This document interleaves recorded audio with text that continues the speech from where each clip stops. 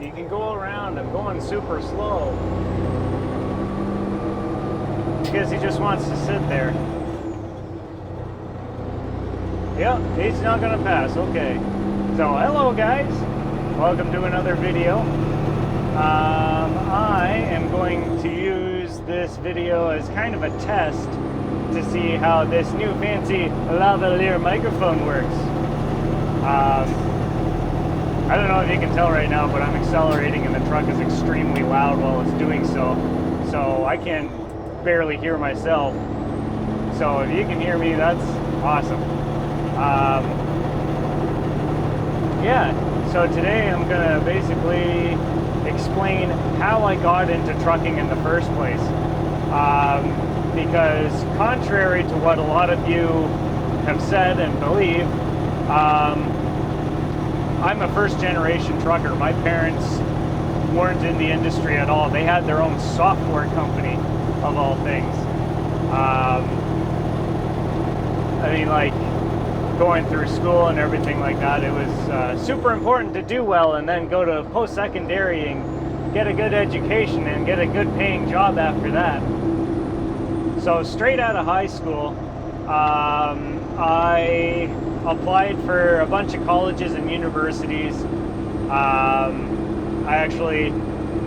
was kind of stuck between two of my passions, music and, well, at the time, marketing, because that sounded like a good office job that could make you some good money.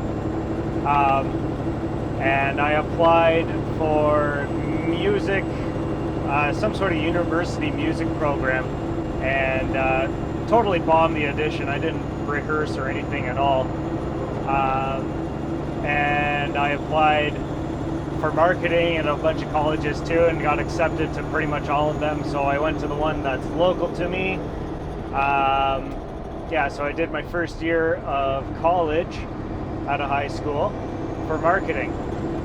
At the same time, I was in a band and we were playing the local bar scene, and things started going well for the band, and we actually started playing a bunch of shows around the province. Like, we were going to different towns and up into Toronto, playing shows and stuff. Yeah, so after I did my first year of college, it was a 2-year program, and I took a year off to concentrate on the band and try to see how things will go with that. At the time, I was also working part-time at a lumber yard, and you know, the one guy working there, he actually gave me the nickname Rockstar, because every time I'd walk up to the counter, he'd say, "Hey, Rockstar, where are you playing this weekend?"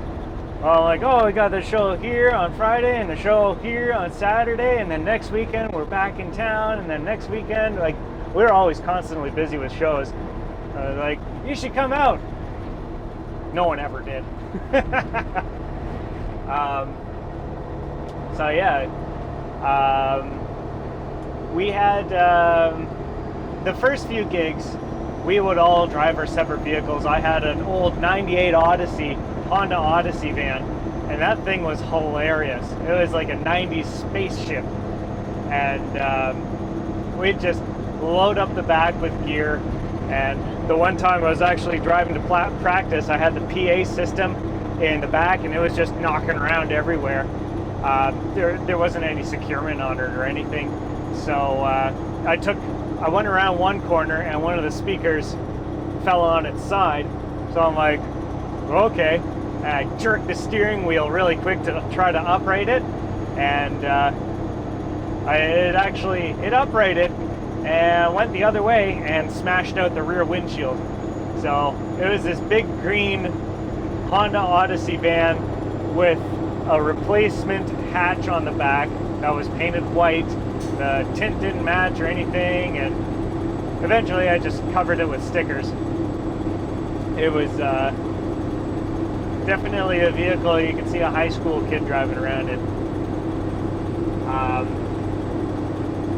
But yeah, we would drive to the shows, each in our own vehicles, toting our own gear around, and eventually we were making enough money that we could buy our own van trailer.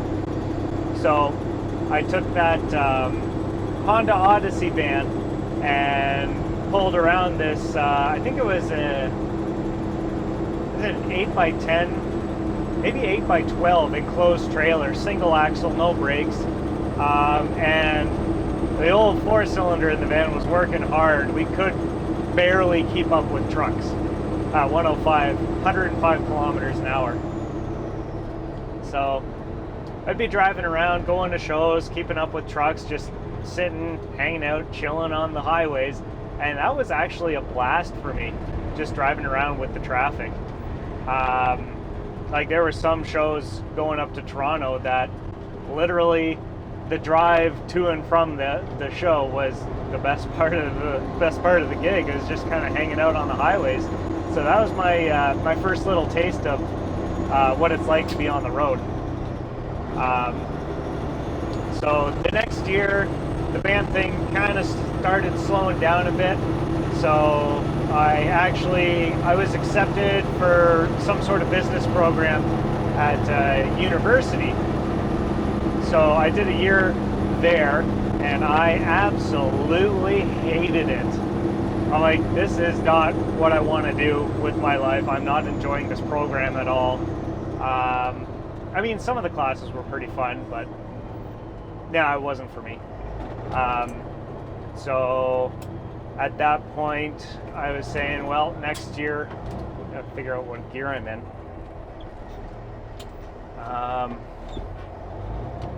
I'm on light change. I'm on an uphill at a traffic light and I don't want to stop. There we go. Come on.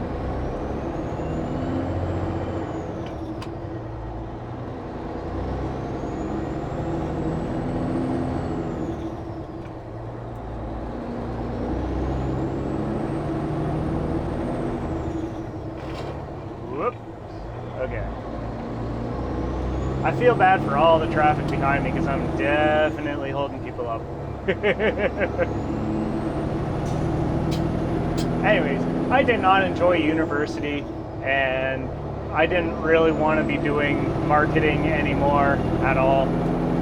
So, you know what? At some point, I just decided I'm going to be a truck driver for 3 years, get my experience in with that. I won't make much money, but it's something I want to do, and I might as well get paid for it.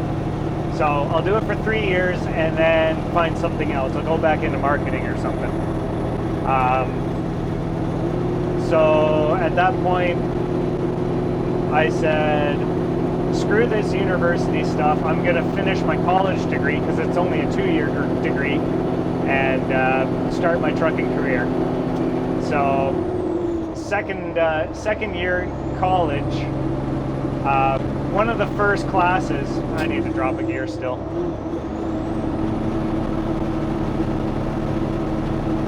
I might need to back out of her a bit. It's getting pretty warm. I'm climbing a hill, if you can't tell.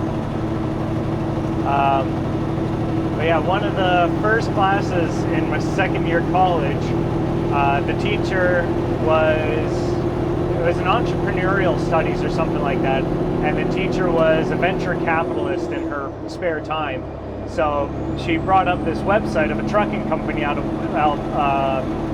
Winnipeg, Manitoba, and she looks at the class and says, so who here wants to graduate from marketing and become a truck driver? And she wasn't expecting anyone to raise their hand, but I did. It's like, this is my plan exactly. I'm going to graduate here and drive truck.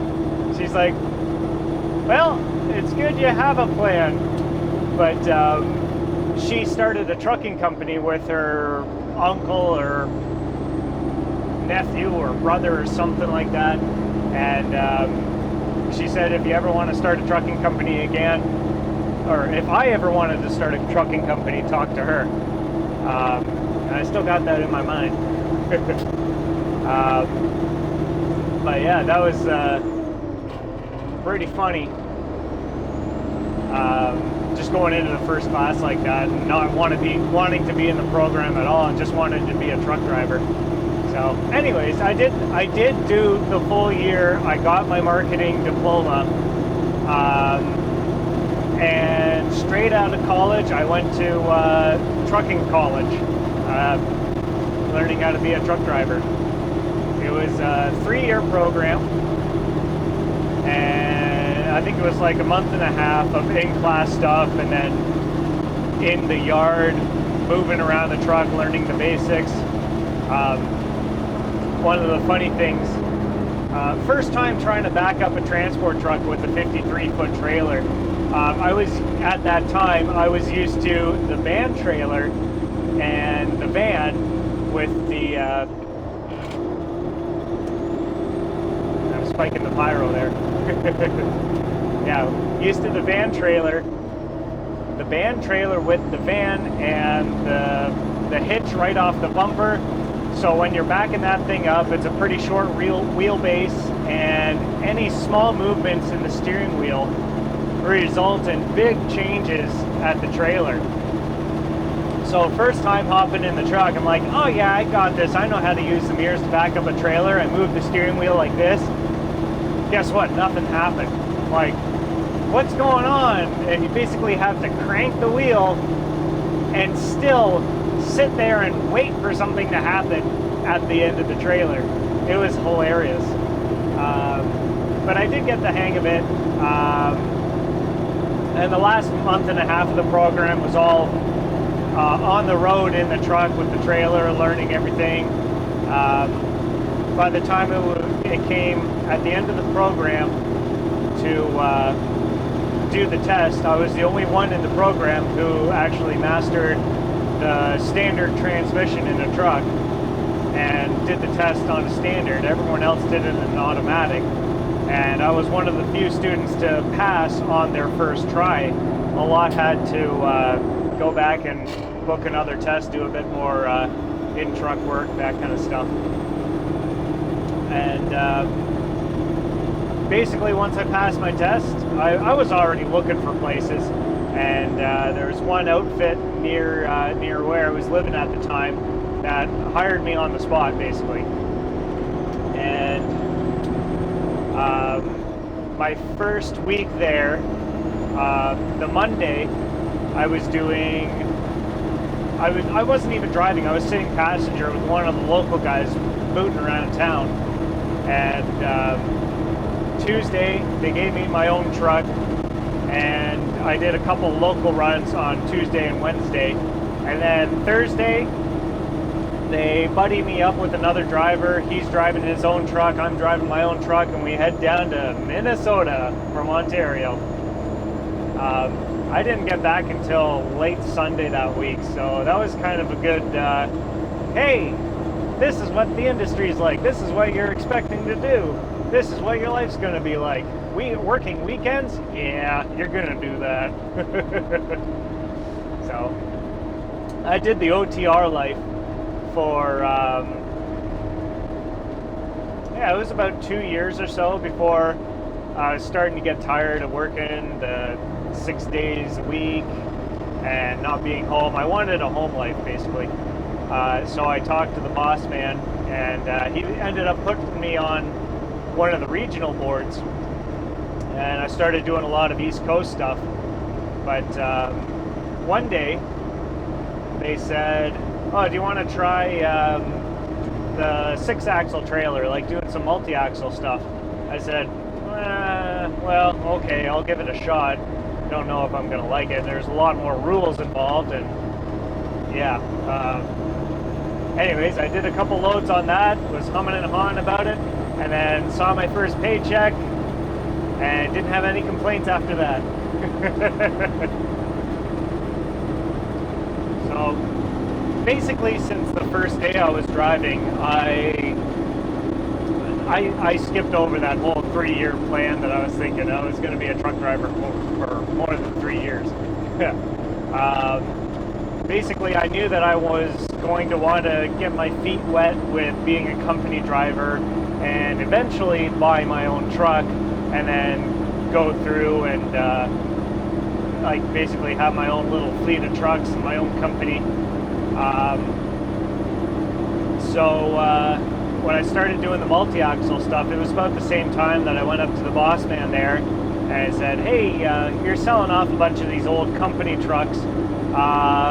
Can we sit down and talk sometime about maybe me buying one off you, being an owner-operator, and see where we go from there? And he came back at me with an email saying, we're doing a freeze on owner-operators. We're not hiring for this year, and we're not hiring next year.